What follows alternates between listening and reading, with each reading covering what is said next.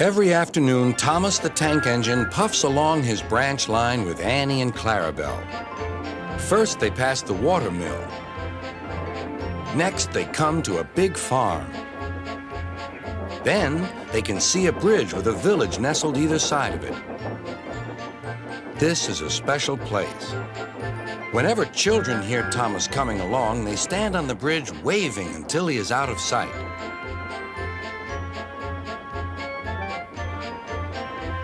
One day, Thomas was running late. He had stopped at the signal before the bridge to talk to some new children. Percy the Green Engine was waiting too. "Hurry up, Thomas," called Percy when the signal dropped.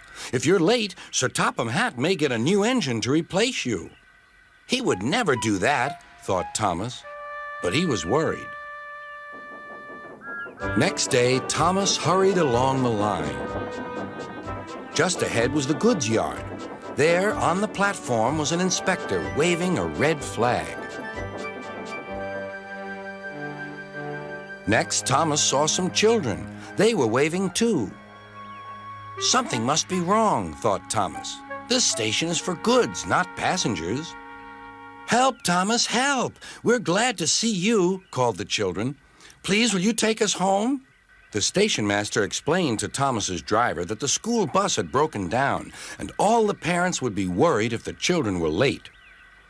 Thomas waited as the children walked down from the bridge.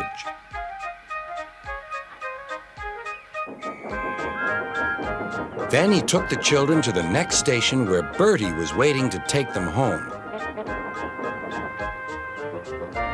When Thomas finished his journey, he was very late. He was worried that Sir Topham Hatt might be cross with him.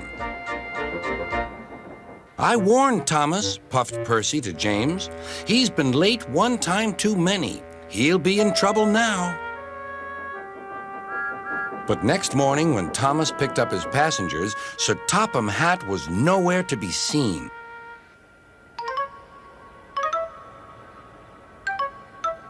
"Thank goodness," sighed Thomas.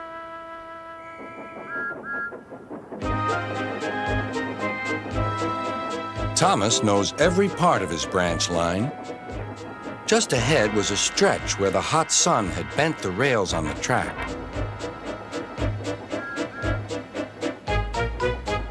"Careful, Thomas," called his driver, but it was too late.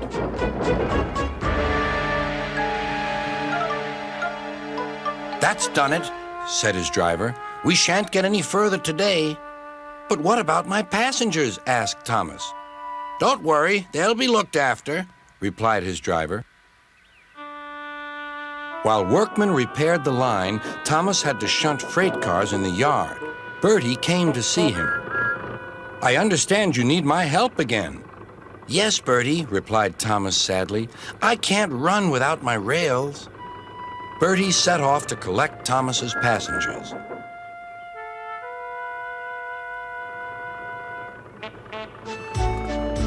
"Hello, Bertie," they said.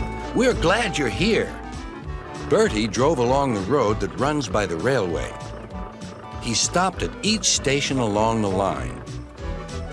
Sometimes he stopped between stations to let people off closer to their homes. Thomas felt miserable. "I've lost my passengers to Bertie. They'll like him better than me." Sir Topham Hatt arrived.